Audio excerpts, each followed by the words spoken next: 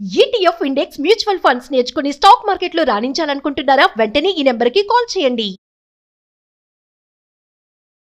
అమ్మ నమస్కారం. నమస్తే సంగీత. అమ్మ ఈ మధ్య కాలంలో ఎక్కువగా ట్రెండింగ్ లో ఉంది లివింగ్ రిలేషన్షిప్. అవును.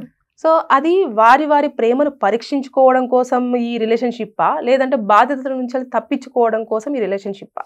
దేనికోసం వాళ్ళు ఎక్కువ ప్రిఫర్ చేస్తున్నారు? నిజంగా చెప్పాలంటే బాధ్యతల నుంచి తప్పించుకోవటం అమ్మ. ప్రేమను పరీక్షించుకోవడం కంటే కూడా బాధ్యతల నుంచి తప్పించుకోవడం. ఎందుకంటే పెళ్ళి అంటే అందులో బరువు బాధ్యతలు కూడా ఉంటాయి. చాలా.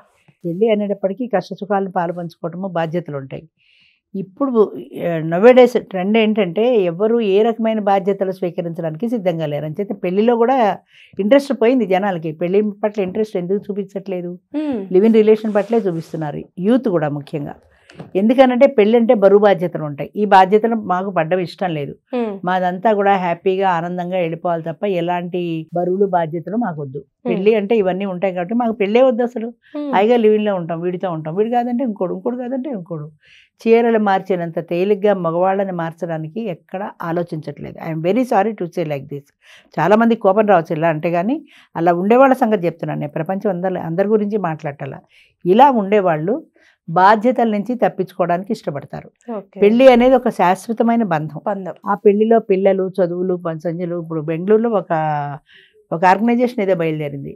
అదేంటంటే పెళ్లి చేసుకుంటాం కానీ మాకు పిల్లలు అక్కర్లా. పిల్లలు ఉంటే వాళ్ళకి 5-6 ఏళ్ళు వచ్చాక చదివించాలి వాళ్ళని. వాళ్ళకి లక్షల డొనేషన్లు కట్టాలి. ఇంత కష్టం ఎందుకు? వాళ్ళకి కట్టే లక్షల డొనేషన్తో హాయిగా మనం యూరోప్ టూర్ వెళ్ళి రావచ్చు కదా. ఈ పిల్లలకి పెట్టే పెట్టుబడి అంతా దండగే. ఎందుకంటే వీళ్ళు పెద్ద అయ్యాక మనం చూస్తారనే గ్యారంటీ లేదు. అలాంటప్పుడు వీళ్ళ చదువులు, వీళ్ళ సంజలు, వీళ్ళ పెళ్ళిళ్ళు, ఈ బాధ్యత మనకి ఎందుకు? అసలు పిల్లలు లేకుండా ఉంటే అసలు గొడవే లేదు కదా. సంపాదన అంతా మన ఇద్దరి కోసమే కష్టపెట్టుకుందాం, హాయిగా సుఖంగా ఎంజాయ్ చేద్దాం లైఫ్. పిల్లలు ఎందుకు అని పిల్లల్ని కనడానికి కూడా ఇష్టపడని జనరేషన్ వస్తుంది ముందు. నెక్స్ట్ ఫ్యూచర్లో మరి మనుషులు వాళ్ళకి అనవసరం కదా అది. ఫ్యూచర్ ఎట్లా పోతే వాళ్ళకి ఎందుకు? ఇప్పుడు వాళ్ళ ఫ్యూచర్ ఏంటంటే ఫ్యూచర్లో చూద్దాం, అంతగా అయితే ఏ ఓల్డ్ ఏజ్ అమ్ముకోపోతాం. పెన్షన్ వస్తుంది కదా, రిటైర్మెంట్ హోమ్స్కి పోతాం, అక్కడ ఇచ్చుకుంటాం, అక్కడ జీవితాలు వెళ్ళిపోతాయి. అసలు రేపనే దాని గురించి ఇవాళ ఎవరు ఆలోచించట్లేదమ్మా. ఇవాళ నాకు హ్యాపీగా నడిచిందా లేదా అంతే. ఈ పిల్లలు, బరువు బాధ్యతలు మాకొద్దు. వాళ్ళ కోసం అని మేము లక్షలు పెట్టుబడి పెట్టద్దు. అది మా ఇద్దరి సంతోషానికే, మా ఇద్దరి ఆనందానికే ఉపయోగించుకుంటాం అనే స్వార్థం కూడా బయలుదేరుతోంది జనంలో. అంచేత ఎవ్వరూ కూడా బరువు బాధ్యతలను స్వీకరించడానికి సిద్ధంగా లేరు. పెళ్ళి అంటేనే బరువు బాధ్యతలు కూడా ఉంటాయి కాబట్టి అసలు మాకు పెళ్ళే వద్దు. లివింగ్ రిలేషన్ హాయిగా ఉంది. ఎందుకంటే ఇద్దరు కూడా ఒకరి పట్ల ఒకరు జాగ్రత్తగా ఉంటారు. డామినేషన్ ఉండదు. పెళ్లిలో అంటే కొంత డామినేషన్ ఉంటుంది. మేల్ డామినేషన్, ఫీమేల్ డామినేషన్ ఉంటుంది. ఇందులో డామినేషన్ ఉండదు.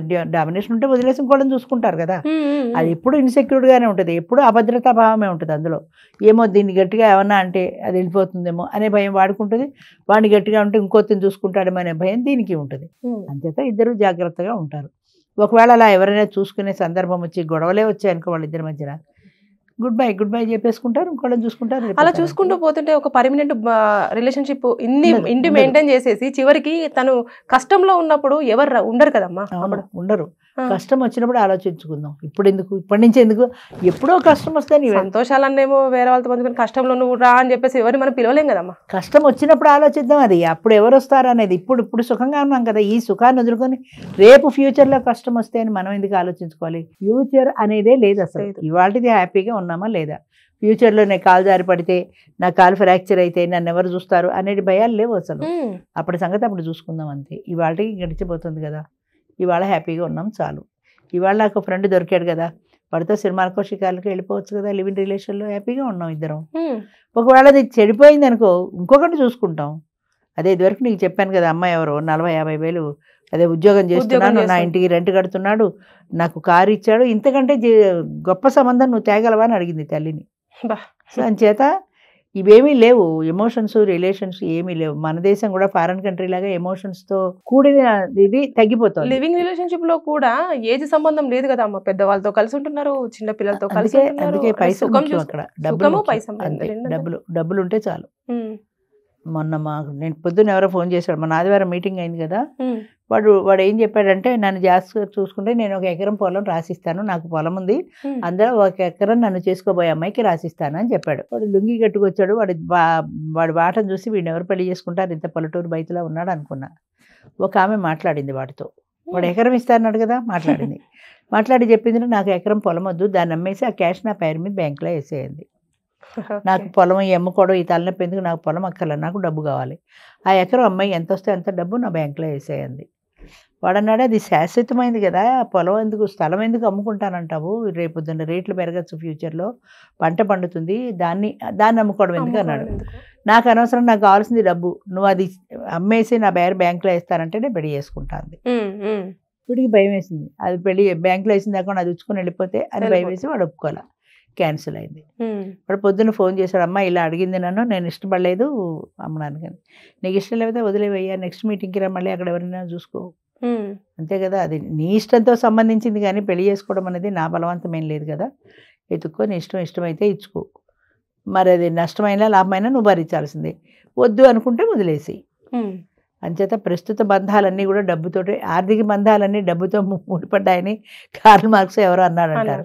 అలాగా ఈ బంధాలన్నీ డబ్బుతో ముడిపడిన బంధాలు. అమ్మ, లివింగ్ రిలేషన్షిప్ లో కూడా బాధ్యత ఉంటది కదా, అంటే ఇప్పుడు ఆ అమ్మాయిని హ్యాపీగా ఉంచాలి, ఆ అమ్మాయికి నచ్చింది తీసుకురావాలి, నచ్చినట్టు ఉండాలి, నచ్చిన డ్రెస్ కొనివ్వాలి, నచ్చింది తినిపించాలి, ఇవన్నీ కూడా బాధ్యత పరంగానే చూసుకోవచ్చు కదా. బాధ్యతగా అనుకోడు, అది బాధ్యతగా అనుకోడు, అమ్మాయిని అట్రాక్ట్ చేయడానికి ట్రిక్స్ అనుకుంటాడు అంతే. అమ్మాయికి ఒక గిఫ్ట్ కొనివ్వాలి, అదొక ట్రిక్ ప్లే చేస్తే అది నాకు లైన్లో పడుతుంది. కాబట్టి ఆ అమ్మాయిని ఆకర్షించుకోవడంలో చేసే ప్రయత్నంలో అది ఒక బరువు బాధ్యత అనుకోడు, ఇష్టంగానే చేస్తాడు. ఎందుకంటే అమ్మాయిని పటాయించాలి కదా, లైన్లో పెట్టుకోవాలి కదా. లైన్లో పెట్టుకోవాలంటే అమ్మాయిని ఆకర్షించాలంటే నేను హోటల్లోకి తీసుకెళ్ళాలి, సినిమాలకు తీసుకెళ్ళాలి, షికార్లో తీసుకెళ్ళాలి, అమ్మాయికి చీరలు గిఫ్ట్లు కొనివ్వాలి. ఇదంతా అమ్మాయిని లైన్లో పెట్టుకోవడానికి చేసే ఒక పెట్టుబడి, ఒక ప్రయత్నం అంతే. ఆ తర్వాత దాన్ని నిలబెట్టుకోవడం కోసం దాన్ని మెయింటైన్ చేసుకుంటాం. అదే నీకంటూ నిన్ను నమ్ముకొని వచ్చిన వ్యక్తికి చేస్తే మీకు ప్రేమిస్తుంది కదా. ఉండదు చేంజ్ ఉంటుంది కదా. పెళ్ళానికి ప్రియురాలకి వేరని ఇప్పుడు కాదు ఎప్పుడో చెప్పా. ప్రియురాలు అనేది కేవలం ఆకర్షణ మాత్రమే, అది నీ సొంత భార్య కాదు కాబట్టి అది ఆకర్షణగా ఉంటుంది, దాన్ని నువ్వు అలా ఆకర్షించుకుంటూ ఉంటావు అంతే. పెళ్ళాం అనేది ఇంట్లో గొలుసు కట్టేసిన కుక్క లాంటిది, ఇది ఎక్కడికి పోదు, ఇది ఇంట్లోనే ఉంటుంది, ఇది గ్యారంటీ టికెట్ ఇది. అంతే, దీన్ని ఆకర్షించడానికి ఏ ప్రయత్నం చేయక్కల, నువ్వు చేసినా ఉంటుంది, చేయకపోయినా ఉంటుంది. అది అలా కాదు కదా, నువ్వు చేస్తేనే ఉంటుంది. నువ్వు అందంగా ఉన్నావని 10 సార్లు అనాలి, 10 గిఫ్ట్లు కొనిస్తేనే ఉంటుంది, లేకపోతే అది ఇంకోటితో వెళ్ళిపోతుంది. అవును, అంతే. వెళ్ళిపోకుండా ఉండాలి అనుకుంటే నువ్వు జాగ్రత్త పడాల్సిందే. ఇది వెళ్ళిపోకుండా ఉండాలనే భయం లేదు. ఇది చెప్పాను కదా, గొలుసు కట్టేసిన కుక్క ఇది ఎప్పుడు పోదు, దూదు అంటే తోకాడించుకుంటూ వస్తుంది. అంచేత పెళ్ళాం వేరు, ప్రియురాలు వేరు. ప్రియురాల మీద ఉండే ఆకర్షణ పెళ్ళాం మీద ఎవరికీ ఉండదు సృష్టిలో. ఉంటుంది అని చెప్పినా సరే అది నిజం కాదు. అందుకే ఉన్నన్ని రోజులైనా సరే హ్యాపీగా మన లైఫ్ లీడ్ చేసుకోవాలి, సంతోషంగా. రేపు కాలో చెయ్యపడితే రేపొద్దున ఏదైనా అయితే నన్ను చూడకపోతే అనే క్వశ్చన్లు లేవు. తర్వాత ఇంకోటి, ఇప్పుడు పెళ్ళాలు మాత్రం చూస్తున్నారా నిజంగా చెప్పాలంటే, వాడు బెడ్ రిడన్ అయితే వాడు వదిలేసి ఇంకోటి దగ్గరికి వెళ్ళిపోతున్నారు ఈజీగా. పెళ్ళైన బంధంలోనే వాల్యూ తగ్గిపోయింది. ఇదివరకు తప్పు పాపం అనేవి ఉండేవి, ఇప్పుడు ఏదీ లేదు. మన హ్యాపీనెస్ ఒకటే ముఖ్యం. అంటే బాధ్యతలకు దూరంగా పరిగెడుతున్నారు, అంతే. బాధ్యతలను కంఫర్ట్ కి దగ్గరలో ఉంటున్నారు, అంతే. కంఫర్టే ముఖ్యం, హ్యాపీనెస్ ముఖ్యం. బరువు బాధ్యతలు అనేవి మాకు వద్దు, అసలు మాకు వద్దనే చెప్తున్నారు. యంగ్ జనరేషన్ అయితే డైరెక్ట్ చెప్తున్నారు. ఇప్పుడు పేరెంట్స్ ఉన్న పిల్లాడు ఉన్నాడు అనుకో, వాడు పెళ్లి చేసుకోవడానికి ఇష్టపడరు. ఎందుకని? నీ పేరెంట్స్ ఎందుకు, నాకు తలనొప్పి, ఇవాళ రారనుకో, రేపు పొద్దున 10 ఏళ్ళకైనా వస్తారు కదా వాళ్ళు తీసుకెళ్ళి ఓల్డేజ్ హోమ్లో పడాయి, లేదా నీ సంబంధం నాకు వద్దు, నీ పేరెంట్స్ నా ఇంటికి రాకూడదు, అదే కండిషన్ అంతే. అందుకు ఇష్టమైతేనే తప్ప, అయ్యో వాళ్ళు పిల్లాడికి అన్నారు కదా, వాళ్ళకి అనబట్టే కదా నాకు మొగుడు వచ్చాడనే ఆలోచన ఎవరికి ఉంది? అసలు ఎవరికీ లేదు. చాలామంది ఆడపిల్లలు ఈ రోజుల్లో అలాగే డిమాండ్ చేస్తున్నారు. తర్వాత ఆడపిల్లల డిమాండ్ కూడా ఎక్కువైంది, ఎందుకంటే బర్త్ రేట్ ఆడవాళ్ళు తక్కువ ఉన్నారు, రేషియో మగపిల్లలు ఎక్కువ ఉన్నారు. సో ఆడవాళ్ళ డిమాండ్ ఎక్కువైంది. వీళ్ళ డిమాండ్స్ ఒప్పుకుంటేనే పెళ్లి చేసుకుంటారు, లేకపోతే చేసుకోరు. అంటే very comfort zone, living relation, comfort జోనే కావాలి ఎవరికైనా సరే, కంఫర్ట్ జోనే కావాలి. అందుకనే పెళ్లి కంటే లివింగ్ రిలేషన్కే ఎక్కువ ప్రాముఖ్యత ఇస్తున్నారు. ఇంకా ఇప్పుడు కొత్తగా వింటున్న ట్రెండ్ ఏంటంటే, లివింగ్ రిలేషన్ కూడా కాదు, ఫ్రెండ్షిప్. లివింగ్ రిలేషన్ అంటే ఇద్దరు ఇంట్లో ఉంటారు, ఫ్రెండ్షిప్ విత్ బెనిఫిట్స్, ఎవ్రీథింగ్ అంతే. నీ ఇంట్లో నువ్వు ఉంటావు, నా ఇంట్లో నేను ఉంటాను, ఎవరి ఫ్రీడమ్ వాళ్ళకు ఉంటుంది. కావాలన్నప్పుడు కలుస్తాం, హోటల్లో కలుస్తాం, డిన్నర్లు కలుస్తాం, సినిమాకి వెళ్తాం, షికార్కి వెళ్తాం, ఏది కావాలన్నా మనకు.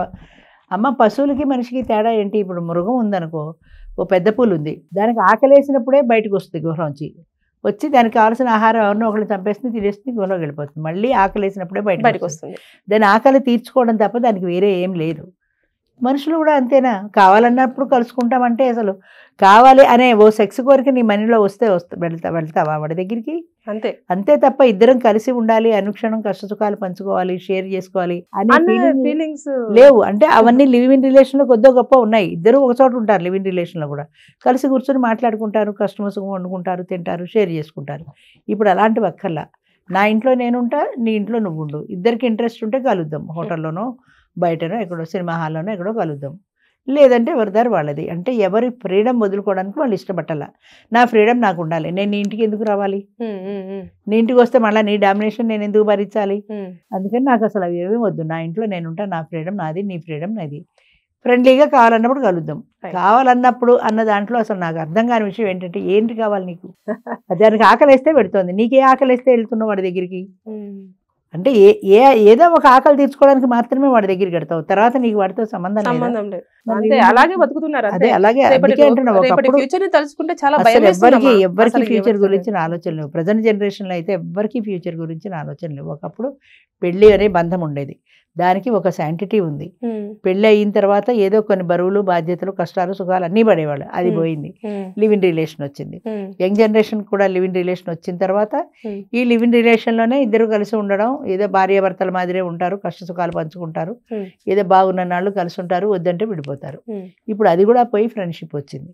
ఫ్రెండ్షిప్ లో ఎవరింట్లో వాళ్ళు ఉంటారు, ఎవరి ఫ్రీడమ్ అమ్మ, ఈ దరిద్ర పేరు ఎలా వచ్చిందో కానీ ఈ ఫ్రీడమ్ అనేది వదిలిపెట్టడానికి ఎవరు ఇష్టపట్టాల. నా ఫ్రీడమ్ నాకు ఉంటుంది, ఆయన ఫ్రీడమ్ ఆయనకు ఉంటుంది. ఇద్దరు ఓ ఇంట్లో ఉండడం ఎందుకు, అబ్బా ఫ్యాన్ గాలి ఎక్కువ వేస్తుంది తక్కువ చేయంటాడు ఈయన, ఈవిడికి ఎక్కువ కావాలి, ఎందుకు వచ్చిన గొడవలు ఇవన్నీ. అందుకని ఎవరిల్లు వాళ్ళదే, రైట్, నీది నువ్వే నాది నేనే అనే ట్రెండ్ ప్రస్తుతం నడుస్తుంది. థ్యాంక్ యూ అమ్మా, థ్యాంక్ యూ.